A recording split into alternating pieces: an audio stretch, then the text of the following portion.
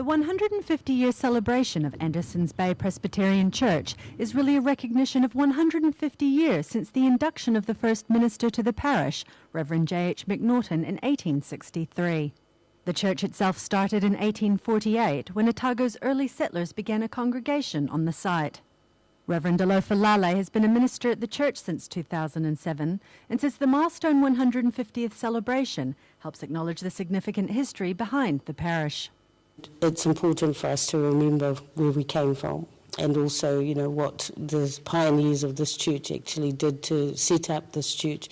It's also a way for us to remember how pioneers who travelled here many years ago actually had that strong belief and faith in God, and they came to this community with nothing, unfamiliar as it was to them, and they were able to be pioneers and set up churches, set up schools. Andersons Bay School was set up by Presbyterians in this area.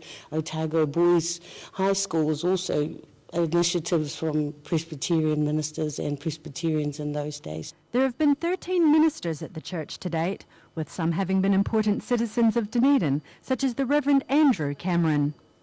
And he was instrumental in setting up Knox College as a theological residential hall for people to come and study to become ministers, and also Presbyterian support. The Cameron Centre is named after him. There are archives on display to help celebrate the 150th, showing pictures of past ministers, the progression of the church buildings, and other key events in the church's history.